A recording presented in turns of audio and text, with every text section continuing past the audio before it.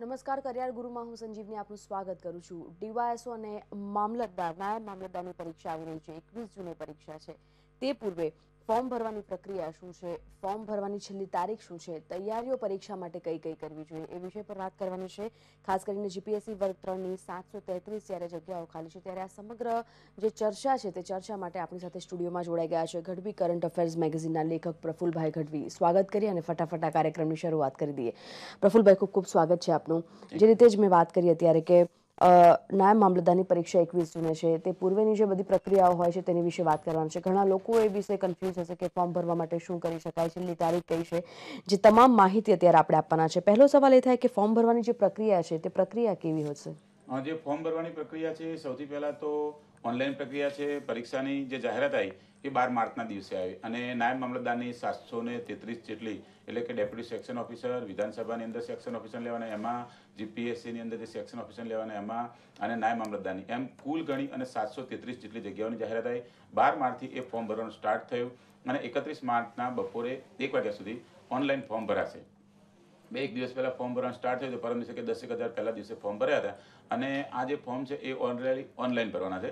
આ પહેલાં ભૂતકાળમાં 2 વખત નાયબ મામલતદારની પરીક્ષા આવી ચૂકી અને અભ્યાસક્રમ જે હતો એ 13 એક ટોપિકનો અલગથી આખો છે અને સૌથી પહેલાં તો એકદમ ટૂંકો સમયગાળો કહેવાય, કેમ કે પહેલાં 1 મહિનાનો ટાઈમિંગ આપતા હતા. હવે અત્યારે તમે ગણો તો આજે 12 તારીખથી કરી એટલે 18 દિવસનો આપણી જોડે સમયગાળો છે. આ વખતે એક થોડું નવું આપ્યું છે કે પરીક્ષાની સાથે જ એની તારીખ આપી દેવામાં આવી. પહેલાં જાહેરાત આવતી, જાહેરાત આવ્યા પછી અમુક સમયગાળા પછી પરીક્ષાની જાહેરાત બહાર પડતી કે ભાઈ આ દિવસે પરીક્ષા લેવા છે અને એ સમય લેવાતી. આ વખતે જાહેરાત પ્લાનિંગ સાથે જ આપી છે કે ભાઈ 31 માર્ચ સુધી દરેકના ફોર્મ ભરી જાય, ત્યારબાદ એનો એક ફિક્સ સમયગાળો છે 3 મહિનાનો કે 21 જૂનના દિવસે એની પરીક્ષા થઈ જશે. અને સૌથી પહેલાં તો પરીક્ષા આપવા માટે ફોર્મ ભરવું અગત્યનું. ઓનલાઈન ફોર્મ ભરી શકાશે. જે વ્યક્તિ ગ્રેજ્યુએટ હશે એ આ ફોર્મ ભરી શકશે. ઘણા વિદ્યાર્થીઓ અત્યારે ટીવાયમાં હોય અને એની પરીક્ષા પૂરી ના થઈ હોય તો 31 માર્ચ સુધી એની પરીક્ષા પૂરી ના થયેલી હોય તો એ ફોર્મ ભરી શકશે નહીં, કેમ કે આજે જાહેર સેવા આયોગે જાહેરાત આપી એ ઓજસની અંદર જાહેરાતની અંદર જ ઓલરેડી લખેલું છે કે પરીક્ષા પૂર્ણ થવાની છેલ્લી તારીખે જે જાહેરાત છે એ જાહેરાત અને છેલ્લી તારીખના દિવસે એની સંપૂર્ણ શૈક્ષણિક લાયકાત અને બીજી અન્ય લાયકાત પૂર્ણ થયેલી હોવી જોઈએ. ચોક્કસ. જે રીતે આપણે જણાવ્યું કે જેનું ટીવાય ચાલુ છે, લાસ્ટ યર ચાલુ છે, એ લોકો ફોર્મ નહીં ભરી શકે, એટલે એ લોકોએ આવતા વર્ષની અપેક્ષા રાખવી કે પછી કોઈ ઓપ્શન છે ખરો એમના માટે? ના, એને એકાદ વર્ષની અપેક્ષા રાખી, કેમ કે હવે સરકારે જે પેલું આખો કાર્યક્રમ આપ્યું હતું કે 2014થી લઈને 2020 લગી નિર્ધારિત સમયગાળામાં સ્ટેપ બાય સ્ટેપ બધી ક્લાસ 1, 2, 3ની 3 કે 4 લાખ જેટલી જગ્યાઓની જાહેરાત હતી. પહેલા સ્ટેપમાં કંઈક 2.5 લાખ જગ્યાની જાહેરાત આપી હતી. સ્ટેપ બાય સ્ટેપ આવશે, જાહેરાત આવતી જ જાય છે. જો તમે સૌથી પહેલાં ગુજરાત જાહેર સેવા જીપીએસસીની પરીક્ષા 12 ઓક્ટોબરે થઈ ગઈ, એની આવી ગયેલી જાહેરાત. ત્યારબાદ પાછળ પીએસઆઈની કોન્સ્ટેબલની જાહેરાત આવી ગઈ. એની પાછળ હજુ એ બંનેનું એટલે કે જીપીએસસીનું જે રિઝલ્ટ નહીં આવ્યું ક્લાસ 1, 2નું, ત્યાં પેલી પીએસઆઈ કોન્સ્ટેબલની પરીક્ષા કદાચ ગોઠવાઈ જશે એવો અત્યારે બધા વોટ્સઅપ ઉપરને બધું તારીખને ફરતું થયેલું છે. એ ઓફિશિયલી નથી પણ એમ કે બધાને અંદાજ એવો છે કે મેમાં આવશે. એની પાછળ જ આ જે ડેપ્યુટી સેક્શન ઓફિસર વર્ગ 3ની પરીક્ષા આવી એની અંદર તો ઓલરેડી એક્ઝામની ડેટ જ આપી દીધી 21 જૂન. એનો મતલબ કે સ્ટુડન્ટે જે આ પરીક્ષા આપવાનો હોય એ વ્યક્તિ આજે જ ફોર્મ ભરી દે અને આજે ફોર્મ ભર્યા પછી આજથી જ એની સ્ટાર્ટિંગ અને તૈયારી શરૂ કરી દે. નહીં તો શું થાય કે જે આજે 13 ટોપિક છે એ આમાં એને ખાલી સર્ટિફિકેટ નથી લેવાનું અથવા તો માર્કશીટ નથી લેવાની. આની અંદર ધારો કે પ્રિલિમ પરીક્ષામાં ફેલ થયો તો એ નોકરીથી જ જાય. એના 35 વર્ષના ભવિષ્ય સામે એક પ્રશ્નાર્થ ચિહ્ન આવી જાય. ચોક્કસ. જે રીતે ખૂબ સરસ આપણે વાત કરી કે આજથી જ જો તૈયારી શરૂ કરી દેવામાં આવે તો સ્વાભાવિક રીતે થોડા ઘણા મહદઅંશે જો સફળતા મળી શકે છે. ઘણા લોકોને એવું હોય છે કે શૈક્ષણિક લાયકાત વિશે ખબર નથી હોતી અને તેના જાણકારી બહાર જ તેઓ આડેધડ તૈયારીઓ શરૂ કરી દેતા હોય છે. આ પરીક્ષા આપવા માટે શૈક્ષણિક લાયકાત કેટલી જોઈશે? હા, પહેલાં એવું હતું કે બધા જે સ્ટુડન્ટ હોય ને એ પહેલાં તો નક્કી નહીં કરે કે કઈ પરીક્ષા આપવી. એટલે આજથી 5 વર્ષ પહેલાંનો માહોલ અલગ હતો ને અત્યારનો માહોલ અલગ છે. પહેલાં ફોર્મની જાહેરાત પડે ને તો છેલ્લા 3-4 દિવસ બાકી હોય અને લાઈન લાગતી. અત્યારે તમે જો પહેલા દિવસે કંઈક 7 વાગે ફોર્મ ભર્યું તો 10,000ની ઉપરનો આંકડો બોલતો હતો. અત્યાર સુધી તો કદાચ 60-70,000ની ઉપર જતું રહ્યું હોય. હવે ફોર્મ 8-8, 9-9 લાખ એટલા બધા ભરાય. પહેલાં 80,000-90,000ની આજુબાજુ ભરતા. મતલબ એવું હતું કે ભણેલા તો હતા જ, નતા એવું નહીં, પણ ગ્રેજ્યુએટ જે હતા ને એની કમ્પેરમાં એની જાગૃતતા ઓછી હતી.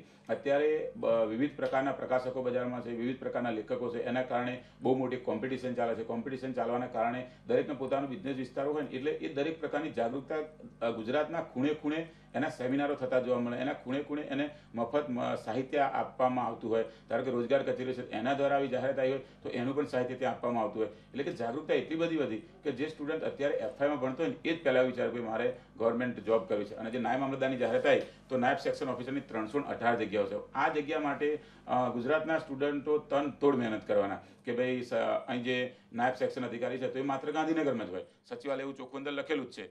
જે જીપીએસસીની અંદર લેવાના છે એમાં 5 એક વ્યક્તિ લેવાના, એને અમદાવાદ ફિક્સ જ છે કે એને છોડવાનું નહીં. તો અમદાવાદ ને ગાંધીનગર નહીં છોડવામાં વાળો આખા ગુજરાતનો ટોટલી બધો વર્ગ છે. બધા જેવું વિચારે કે જેમ દિલ્હીની અંદર સંસદ સભ્ય થાય એવી રીતે અહીંયા અને અમદાવાદ અને ગાંધીનગરમાં નોકરી મળતી હોય તેને ગુજરાતના બીજા કોઈ સિટીમાં જવું નહીં, કેમ કે એને બધા પ્રકારની સગવડ મળતી રહે, એને ઊંચા પ્રકારનું શિક્ષણ મળતું રહે, એના બાળકોનું ભવિષ્ય બનતું રહે. એટલે બધા એ જ ઈચ્છા કરતા હોય કે ડેપ્યુટી સેક્શન ઓફિસરમાં એ તો મિનિસ્ટ્રીની અંદર જોબ મળતી હોય ને, વિધાનસભાની અંદર હોય, ત્યાં જીવરાજ મહેતા ભવનમાં હોય, એટલે એક પ્રકારનું એને સામાજિક સ્ટેટસ મળતું હોય. એટલે દરેક વિદ્યાર્થીની એ જ ઈચ્છા હોય કે ગ્રેજ્યુએટ થયા પછી આ પ્રકારની જોબ લેવી. ચોક્કસ.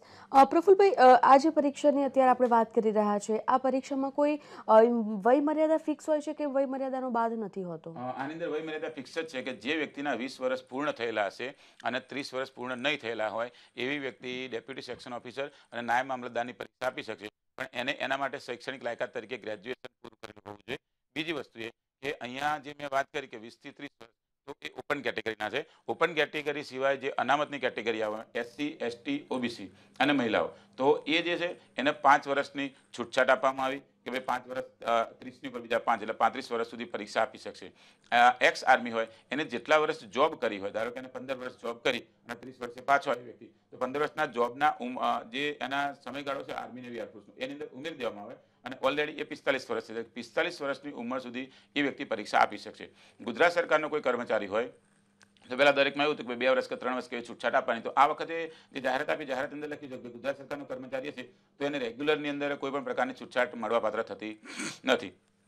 જે વ્યક્તિ પીએચ એટલે કે હેન્ડીકેપ હોય એને જો એ પુરુષ હશે તો એને 10 વર્ષ, મહિલા હશે તો 15 વર્ષ, એમ વધારેમાં વધારે 45 વર્ષની ઉપર કોઈ પણ વ્યક્તિની અનામત આપવામાં આવે નહીં. એટલે 45 વર્ષ થઈ જાય તો એનાથી ઉપર કોઈ ફોર્મ ભરી શકશે નહીં. એટલે કે અનામત છે એની પણ એક લિમિટ છે કે 45 વર્ષ સુધી જે રિઝર્વ કેટેગરીમાં આવતો છે એ વ્યક્તિ ફોર્મ ભરી શકશે.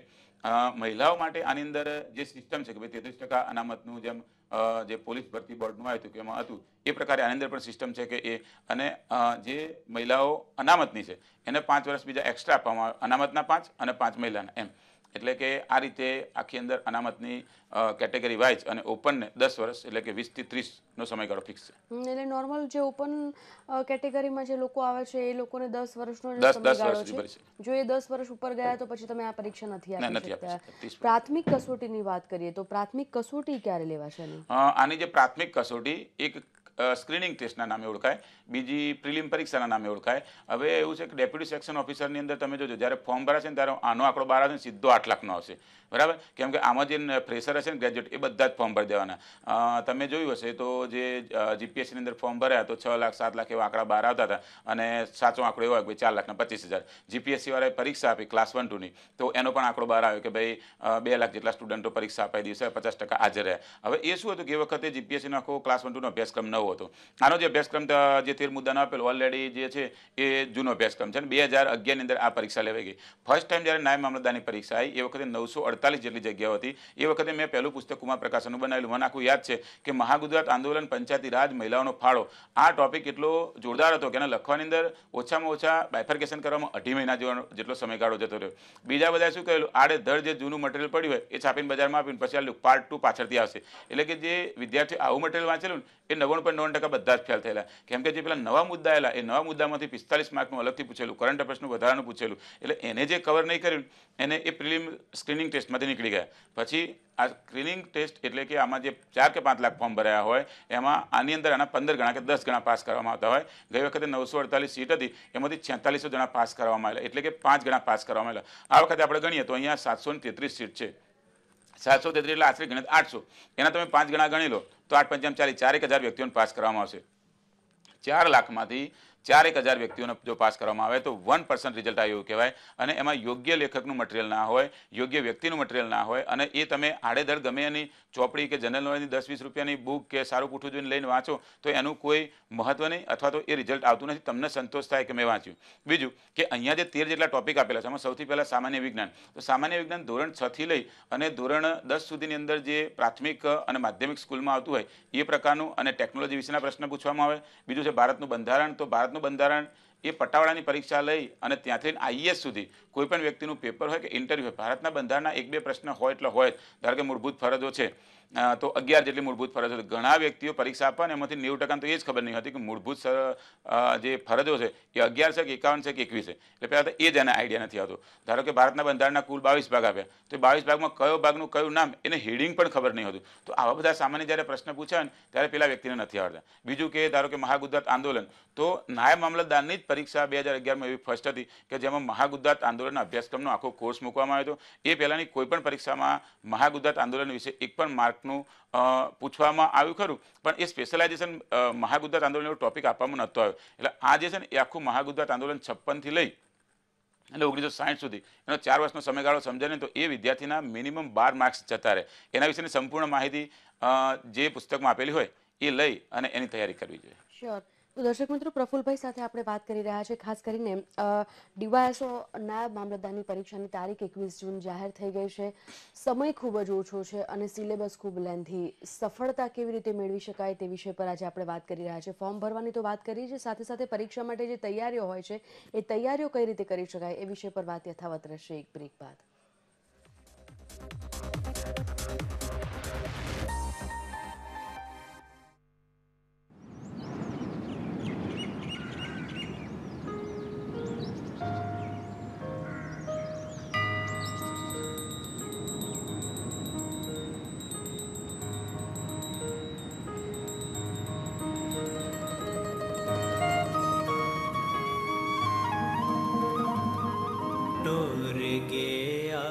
मुंशी अल्लाह पै गया बिछोड़ा, हो लगी कैंची गमांदी, हो लगी कैंची गमांदी.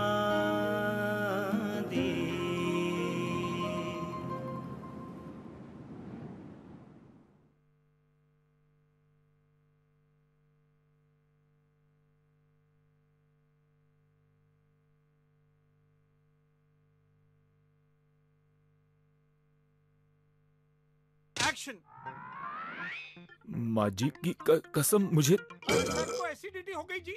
ये लो सोडा जी.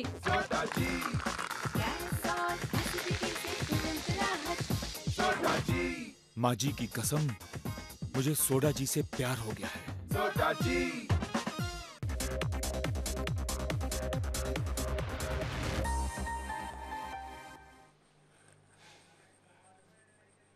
Welcome back. કરિયર ગુરુમાં આજે આપણે વાત કરી રહ્યા છીએ ડીવાયએસઓ નાયબ મામલતદારની પરીક્ષાની તૈયારીની. ખાસ કરીને પરીક્ષાની જે તારીખ છે તે જાહેર થઈ ગઈ છે, ત્યારે સફળતા મેળવવા માટે હવે શું ઓછા સમયમાં તૈયારીઓ કરવાની તે વિશે વાત કરી રહ્યા છે. ગઢવી કરંટ અફેર્સના મેગેઝિનના લેખક છે પ્રફુલભાઈ, તેઓ સાથે ચર્ચા આગળ વધીએ. પ્રફુલભાઈ કોલેજ જોડાઈ ગયા છે, પહેલા એમની સાથે વાત કરીએ. હેલો. હેલો. હાજી. હા, મારો એ પ્રશ્ન છે કે અત્યારે હવે 21 જૂન એક્ઝામ ડેટ જાહેર થઈ ગઈ છે, તો અત્યારે આપણે કોઈ એક મટીરિયલ ઉપર ફોકસ કરવું જોઈએ તો કયા મટીરિયલને મહત્વ વધારે આપવું છે? ચોક્કસ. બેન, તમે વાત કરી કે ભાઈ કયા મટીરિયલને વધારે મહત્વ આપવું જોઈએ, તો મેં હમણાં થોડી વાર પહેલા જ 10 મિનિટ પહેલા કીધું કે જ્યારે આ અભ્યાસક્રમ આખો નવો આવ્યો ને, એ નવા આવેલા અભ્યાસક્રમની અંદર મેં તમને પહેલા જ કીધું કે મહિલાઓનો ફાળો એક એ, મહાગુજરાત આંદોલન એક એ, અને બીજું પંચાયતી રાજ. આ ત્રણેયનું છે ને એક્ઝેક્ટ ટુ એક્ઝેક્ટ ટોપિકને એના એમસીક્યુ હતા ને એ સ્ટાર્ટિંગની અંદર મેં પોતે બનાવ્યા હતા. મને ખબર, મારા 2.5 મહિના થયા હતા. મેં 30,000 આખા એમસીક્યુ બનાવ્યા હતા. એટલે અત્યારે એ અમે ગઈ વખતે પ્રકાશિત નહોતા કર્યા, અને દરેક સ્ટુડન્ટને એની ઝેરોક્સ, અને એ પણ એવું કીધું પોતાના ખર્ચે કઢાઈ લે. એવું એક સમાજ સેવા જેવું કહેવાય કે ભાઈ સ્ટુડન્ટ જોડે મેં પૈસા ના લીધા, જેને જેને જરૂર હોય કઢાવે. આખા ગુજરાતમાં લાખો વિદ્યાર્થીઓની ઝેરોક્સ કઢાઈ હતી.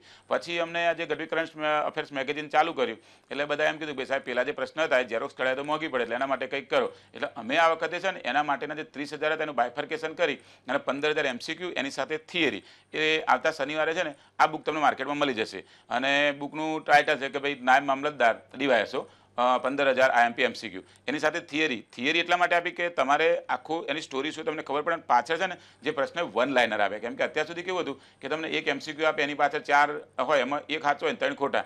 3 ખોટા પેલો વિદ્યાર્થી વાંચે એટલે એના મગજની અંદર બરાબરનું ફિટ થઈ જાય કે હાડું હવે આમાં સાચો કયો અને ખોટો કયો. અને આપણું માઇન્ડ એવું છે કે તમે પહેલી વખત જે વસ્તુ જોઈ ને એ લાઈફ ટાઈમ તમને યાદ રહે. જો ખોટી વસ્તુ વાંચી ગયા તો આખી જિંદગી ખોટું જ યાદ રહે. ધારો કે અત્યારે મેં કોન્સ્ટેબલની જે બુક છે તો ગઢવી કરંટ અફેર્સ દ્વારા બહાર પડી, તો એ બુકની અંદર અમે 7,000 એમસીક્યુ આપે ને 7,000 એમસીક્યુ વન લાઇનર, એટલે કે કે પેલો વ્યક્તિ એક MCQ વાંચે એની બાજુમાં જ એનો સાચો જવાબ હોય, ખોટા 4 જવાબ આપીને પેલાનું મગજ ખોટું 4 વખત બગાડવાનું નહીં. એટલે આ બુક તમને આવતા નેક્સ્ટ એટલે કે 22 તારીખની અંદર માર્કેટમાં અવેલેબલ થઈ જશે. એમાં સ્ટોરીની સાથે આખું ટોટલી લખેલું છે, કેમ કે મહાગુજરાત આંદોલનની લેકે રહેંગે મહાગુજરાત જે બુક છે આપણે બ્રહ્મકુમાર ભટ્ટની અને ઇન્દુલાલ યાજ્ઞિકની આત્મકથાના જે 8 ભાગ છે એ આખું ટોટલી વાંચીને એ 7000 પેજમાંથી સોર્ટિંગ કરી અને આખું મટીરિયલ આપેલું છે. એટલે એ મારા નામથી જ બુક હશે આખી. અને માર્કેટમાં કોઈ ગઈ પરીક્ષા અત્યાર સુધીમાં 2 વખત નાયબ મામલતદારની પરીક્ષા લેવાઈ ગઈ, કોઈ મહાગુજરાત આંદોલન વિશે 50 પત્તા લખ્યા નહીં કે તમને સ્પેશિયલાઇઝેશનમાં મળે. કુમાર પ્રકાશનની બુક જ્યારે મેં લખી ત્યારે એમાં 21 પેજ લખ્યા હતા, તો એ તમને આખું મટીરિયલ મારા નામથી જે બુક હશે એમાં તમને મળી રહેશે. ટોટલી તમારા 13 જે આખા ટોપિક આપેલા છે એ 13 ટોપિકના તમને 15000 MCQ કમ્પ્લીટ 1 લાઇનર મળી રહેશે. એની તૈયારી કરશો તમને 100% સફળતા મળશે. અભ્યાસક્રમની જ હું તમને વાત કરવાની હતી. પ્રફુલભાઈ કોલેજ જોડાઈ ગયા છે, પહેલા એમને સાંભળી લઈએ. હેલો, સંપર્ક કપાઈ ગયો છે. અભ્યાસક્રમની જો આપણે વાતને આગળ વધારીએ અને એક કોલર છે. હેલો. હેલો. હાજી મેડમ, મારે પ્રશ્ન એક પૂછવો છે. હાજી પૂછો, પ્રશ્ન શું હતો? નમસ્તે ગઢવી સાહેબ. નમસ્તે, બોલો ભાઈ. સર, મારી ઉંમર 38 વર્ષની છે અને હું સામાજિક સેક્શન OBC માં આવું છું. તો મારો પહેલો પ્રશ્ન એ છે કે શું આ નાયબ મામલતદારની જે પરીક્ષા છે એના માટે હું લાયક છું? પહેલી વાત. બીજો પ્રશ્ન સાહેબ એવો છે કે GPSC વર્ગ 1-2 ની પરીક્ષા મેં આપી છે ને એમાં મારા પ્રોવિઝનલ કી પ્રમાણે 256 માર્ક્સ થાય છે અને હજુ પણ એના કોઈ પરીક્ષા લગતી કોઈ વસ્તુ આવી નથી. એટલે મેં જેટલું વાંચ્યું એટલું મારાથી છૂટી ગયું છે સાહેબ. હવે તૈયારી કરવી હોય તો શું કરું સાહેબ? બરાબર. તમારા બંને પ્રશ્ન માટે પહેલા તો તમને 256 માર્ક્સ કીધા એટલે અભિનંદન. એટલા માટે કે જે નવો અભ્યાસક્રમ GPSC નો આવ્યો એમાં નવા અભ્યાસક્રમમાં જે MPA બરાબર, માસ્ટર ઇન પબ્લિક એડમિનિસ્ટ્રેશન, મેં એની ડિગ્રી લીધેલી મને ખબર છે. એમાં જે 3 નવા વિષય મૂકેલા, માનવ સંસાધન, પછી તમારા પર્યાવરણીય બાબતો અને ત્રીજો એક ટોપિક હતો ડિઝાસ્ટર મેનેજમેન્ટ. તો આ 3 ટોપિક છે ને એના માટે જેટલા પ્રકાશકોએ ચોપડી બહાર પાડી એ બધા ટોટલી ગપ્પામાં આવેલા. બીજો ભાગ પછીથી આવશે બરાબર. એ બીજો ભાગ આવતા લગી પેલા વિદ્યાર્થીના મનની અંદર જે હતું ને એ ફાવ્યું નહીં. એટલે તમે જો અત્યારે ગમે તે સ્ટુડન્ટને પૂછ્યો ને તો એક જ વાત કરશે, મારા 170 આવે, 180 આવે. તમે બહુ લકી વ્યક્તિ છો, તમારા 256 જેવા. એટલે કોઈ પણ પ્રકારની ચર્ચા વિચારણા કર્યા વગર ઊંધું ઘાલીને તૈયારી ચાલુ કરી દો અને એ જે GPSC તમારું છે એ GPSCમાં તમે 256 માર્કની અંદર ક્લિયર થઈ જશો. અને હું એનું એક કારણ કહું, હું ઘરનું એવું ગપ્પું મારું એવું નથી, પણ સીધી વસ્તુ એવી છે કે અત્યાર સુધી જ્યારે નવો અભ્યાસક્રમ આવેલો ને ત્યારે કોઈ દિવસ 50% ઉપર એનું રિઝલ્ટ નહીં ગયેલું. ધારો કે પહેલી વખત નાયબ મામલતદારની પરીક્ષા આવી ને તો 55% અટકેલું બરાબર. એ એટલા માટે 55% અટકેલું, આખા ગામે ઊંધું ઘાલીને તૈયારી કરી. બીજી વખત નાયબ મામલતદારની પરીક્ષા જ્યારે 2012માં લેવાય 248 સીટ માટે, ત્યારે માત્ર 44% અટકેલું. રોજગાર અધિકારીની પરીક્ષા લેવી ત્યારે એનું જે નવો અભ્યાસક્રમ હતો તે એનું ખાલી 28% અટકેલું. એટલે તમારે છે ને આ નવો અભ્યાસક્રમ હતો ને એટલે એવરેજ એ તમારે 48 થી 53% આજુબાજુ રહેશે. સૌથી પહેલાં તો તમે જે જાહેર વહીવટ ટોપિક છે જે GPSC ક્લાસ 1-2 માટેનો, તો એનું જાહેર વહીવટનું આખું મટીરિયલ બજારમાં અત્યારે છે જ. મારું ફર્સ્ટ ટાઈમ મેં જ આખું મૂક્યું હતું અને જાહેર વહીવટનો ગઢવી કરંટ અફેર્સનો અંક મળે છે અને એ આખા ઓલરેડી બધા ટોપિક અંદર સમાવેશ કરેલો છે. બીજી પણ કુમાર પ્રકાશનની બુક જાહેર વહીવટની પ્રફુલ ગઢવી નામથી આવી ગયેલી, એ તમે જરા ખરીદી લેજો. કેમ કે તમારે એની અંદર એવું છે કે ક્લાસ 1-2 એમાં જાહેર વહીવટ ઉપર સૌથી વધારે ભાર આપવામાં આવે છે અને તમારે અહીં આવ્યા પછી જાહેર વહીવટ જ કરવાનો છે અને ગવર્મેન્ટ માટે જાહેર વહીવટ એ અગત્યનું છે. એક એ બીજું કે નાયબ મામલતદારની પરીક્ષા તમે આપી શકશો નહીં OBC હોવા છતાં, કેમ કે એમાં ક્લિયર કટ લખેલું છે કે 30 વર્ષ પ્લસ 5 વર્ષ એટલે 35 પૂરા થયા એટલે તમે ઉંમરના ક્રાઇટેરિયામાંથી બહાર નીકળી ગયા. નેક્સ્ટ કોલર સાથે વાત કરીએ. હેલો. હેલો. જી. હા મેમ, હું એ પૂછવા માંગુ છું કે અત્યારે જે GPSC ની છે એમાં લાસ્ટ ડેટ જતી રહી છે કે શું? ના બેન, આ છે ને એના માટે જ પ્રોગ્રામ આખો છે કે ભાઈ તમારી આ ડેટ જતી ના રહે. એટલા માટે જ આ VTV પ્રોગ્રામ ગોઠવ્યો છે કે ભાઈ તમે 31 માર્ચ સુધી જાગતા રહો અને તમારા જેવા જે 5 લાખ વિદ્યાર્થીઓ દર વખતે GPSC, PSI, કોન્સ્ટેબલ, ક્લાર્કમાં ફોર્મ ભરે છે ને એ બધા ભરતા રહે ને બધા જોબ લાગી જાય, એ જાણવા માટે જ છે. ચોક્કસ. જે રીતે ફરી એકવાર આપણે જણાવવાનું રહે કે 31 માર્ચ સુધી આ જે પરીક્ષાની ફોર્મ ભરવાની તારીખ છે, છેલ્લી તારીખ 31 માર્ચ છે. પ્રફુલભાઈ, પરીક્ષા માટેની તૈયારીઓની આપણે થોડી ઘણી વાત કરી લઈએ, કારણ કે સમય ખૂબ ઓછો છે અને તૈયારીઓ ખૂબ વધારે કરવાની છે. ઓછા સમયમાં જો સફળતા મેળવવી હોય તો તૈયારીમાં શું કરી શકાય? જો બેન, આમાં ઓછા સમયમાં સફળતા મેળવી હોય તમે થોડી વાર પહેલાં જ વાત કરી કે જે અત્યારે માર્કેટમાં પ્રકાશકોની બુકો મળે ને તો અલગ અલગ પ્રકારના 50 પ્રકારના પ્રકાશક છે ખાલી ઉપરનું પૂઠું બદલી નાખો બધું એકનું એક જ આવે છે. હવે આ લોકો શું કરે કે એ ક્વોલિટીમાં આગુ પાછું કરે, કોઈ કે 500 પ્રશ્ન આવે પેલો એની અંદર પાસે બીજા 500 વધારે આવી દે અને 4 ખોટા ઓબ્જેક્ટિવ આપે. હવે આપણે સ્ટુડન્ટને કેવું 4 તૈયાર કરી નાખે. હકીકતમાં એવું નથી, વન લાઇનર બરાબર, કે એક સાચો અને એની સામે જવાબ, એક સાચો અને જવાબ. અમે જે આ કરંટ અફેર્સ મેગેઝિન ચાલુ કર્યું ને એમાં અમને ઓછામાં ઓછા 16,000 પત્ર આવ્યા. એ ડગલો પડ્યો ગયા રાખો. એ પત્રની અંદર એક જ વાક્ય હતી કે ભાઈ દરેક વિદ્યાર્થી એમ કીધું કે સાહેબ 4 ખોટા આવે ને એના લીધે ખોટા પણ મગજમાં ફિટ થઈ જાય. કંઈક એવું થાય કે એક સાચો પ્રશ્ન હોય એની સામે સાચો જવાબ હોય. તો અમે એ વિદ્યાર્થીઓના પ્રશ્ન વાંચે, અમે જો મેગેઝિન જે મૂક્યું ને એમાં દર વખતે તંત્રી લેખમાં લખીએ કે ભાઈ તમારો જે સુઝાવ એમને કહો, એ પબ્લિક માટે જ છે અને એ જે કહે ને એ અમે તરત જ સ્વીકારી લઈએ, એવું નહીં કે અમારું પકડીને બેસી રહેવાનું. તો એમાં વન લાઇનર પ્રશ્ન મૂક્યો. આ વખતનો જે 5મા નંબરનો અંક આવ્યો ને તો પીએસઆઈ કોન્સ્ટેબલ માટે 6000 MCQ કે જે પાછલી 1997 થી 2015 સુધી બધી પરીક્ષાઓમાં એક પ્રકારે કોમન આવતા હોય કે જે ધારો કે ગુજરાતનો દરિયા કિનારો તો ગમે એટલા વર્ષ થાય ગુજરાતનો દરિયા કિનારો 1600 કિલોમીટરથી કોઈ 3200 કિલોમીટર નહીં થઈ જવાનો, કેમ કે અત્યારે લોકશાહી રાજાશાહી ટાઈમ જતો રહ્યો એટલે એ પ્રશ્ન વારંવાર રિપીટ થતો હોય. પહેલા પૂછ્યું કે 1600 કિલોમીટર દરિયા કિનારો, તો આ વખત પેલું ચેન્જ કરી નાખે 1600 કિલોમીટર દરિયા કિનારો નીચેનામાંથી કયા રાજ્યનો, બાજુ મધ્યપ્રદેશ લખ્યું હોય ત્યાં તો અડતો જ નહીં. એટલે આ પ્રશ્ન ખાલી ફેરવીને પૂછ્યો. આવો એકનો એક પ્રશ્ન 1600 વખત રિપીટ થયેલો હોય એવા અમે 97 થી અત્યાર સુધી 97 થી 2015 સુધી એ આખું બનાવીને ના આપ્યું બરાબર. તો એ જે કોન્સ્ટેબલ અને પીએસઆઈ વાળા વિદ્યાર્થી હતા એને એમ કહ્યું સાહેબ એકદમ સરળ થઈ ગયું, પેલી આટલી જાડી ચોપડી લઈએ 500 રૂપિયા કરતાં બેટર હે, કા 140 રૂપિયાની ચોપડીમાં પતી જાય. બોલો આખી 500 રૂપિયાની બુકનું 140ની બુકમાં કવર થઈ ગયું. એટલે વિદ્યાર્થીને કોઈ પહેલાં ખર્ચો ઓછો પડે, એને વાંચવા માટે જે છે એને વન લાઇનર તૈયાર કરવું પડે, 4 લાઇનર તૈયાર કરીને ખોટું મગજની અંદર ભરાવો લઈને ફરે. એટલે આવા પ્રકારની જે બુકો કોઈ પ્રકાશકની હોય ને અને એનો લેખક જોવાનો કે અમે રેપ્યુટેડ, ધારો કે એક તમને વાત કરું તો ઘણા બધા પ્રકાશકો એને પોતાને ખુદને જ ખબર નહીં પડતી અને એને પોતે એને એ વિષયમાં ભણ્યો ના હોય તો ચોપડી બજારમાં માર્કેટમાં આવતી હોય.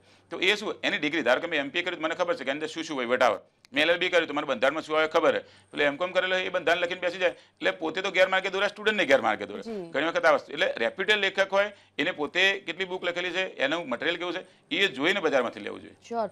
દર્શક મિત્રો, આપણે જે રીતે પ્રફુલભાઈ અત્યારે જ વાત કરી કે અગત્યનું છે કે મટીરિયલ તમે વાંચન જે પુસ્તક કરો છો એ પુસ્તક કેટલું મહત્વપૂર્ણ છે, એના લેખક કોણ છે. તે ઉપરાંત ઘણા લોકોની સમસ્યા અને સવાલ એ પણ હશે કે આખી પરીક્ષા, આખી જે પ્રોસિજર છે એ પરીક્ષા તો આપી દેવામાં આવે, ફોર્મ પણ ભરી દેવામાં આવે, પરંતુ ફી ઘણા જે વર્ગ હોય છે તે અફોર્ડ નથી કરી શકતા. એ ફી અફોર્ડેબલ હોય છે કે કેમ એ વિષય પર વાત યથાવત રહેશે એક બ્રેક બાદ.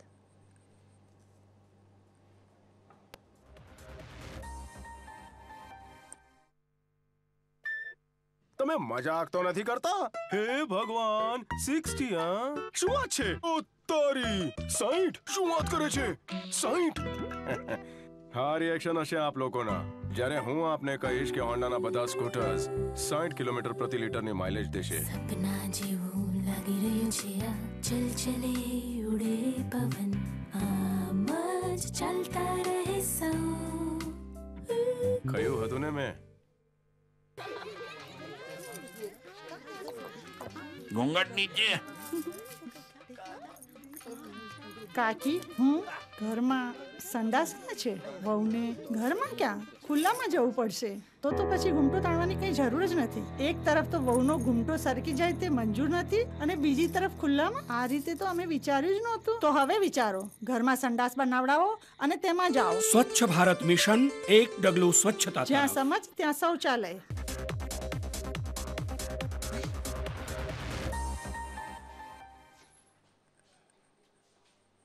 Welcome back. પ્રફુલભાઈ સાથેની ચર્ચાને આગળ વધારે. પ્રફુલભાઈ, હમણાં બ્રેકમાં જતાં પહેલાં જ મેં જે રીતે વાત કરી કે ઘણા વિદ્યાર્થીઓ, ઘણા વર્ગ એવા હોય છે જે અફોર્ડેબલ નથી હોતા ફી ભરી શકવા માટે. એ ફી કેટલી હોય છે તેના વિશે વાત કરીશું. એક કોલર સાથે વાત કરી લઈએ. હેલો. હેલો, પ્રજાપતિ બોલું છું. હા જી. હું એક્સ સર્વિસમેન છું. 2015 ના પહેલા મેં એનામાં રિટાયર થયેલો છું. હવે મારે મામલતદાર તરીકે ડીવાયએસ ની જાહેરાત પડી છે, એમાં મારે એક્સ સર્વિસમેન તરીકે એટેચ કરવું છે મારે, તો ફોર્મ ફિલઅપ કરી શકું હું? હવે પહેલા જે માહિતી આપીને એમ જ મેં કીધું, છતાં પણ તમને કહી દઉં કે એક્સ સર્વિસમેન એ આર્મી, નેવી, એરફોર્સ કોઈ પણમાં હોય અને એક્સ સર્વિસમેનનું જેને સર્ટી એટલે આપણે તમારી જોબ પૂરી થયેલી હોય તો સૌથી પહેલાં તો તમારા કેટલા વર્ષ જોબ કરેલ, ધારો કે એક્ઝામ્પલ તમે 10 વર્ષ જોબ કરી છે તો 10 વર્ષ તમને કાપી દેવામાં આવશે, એટલે કે 30 વર્ષમાં બીજા 10 વર્ષ ઉમેરી જશે, 40 વર્ષ થઈ જશે. ધારો કે તમે 15 વર્ષ જોબ કરી તો 45 વર્ષ થઈ જશે, એટલે કે લાસ્ટ તમારા 45 વર્ષ હોય ને ત્યાં સુધીમાં તમે ભરી શકો. અને એક્સ સર્વિસમેનનું રિઝલ્ટ હંમેશા બીજા બધા કરતાં 15 થી 20% નીચું આવતું હોય અને આ તો બહુ સારું કહેવાય કે તમે એક્સ સર્વિસમેન છો તમને રસ જાગ્યો, કેમ કે આર્મી, નેવી, એરફોર્સમાં લાગેલો 99% બરાબર એકદમ શુદ્ધ ઈમાનદાર એવા જ અધિકારીઓની અત્યારે જરૂરિયાત છે કે તે ધડાધડ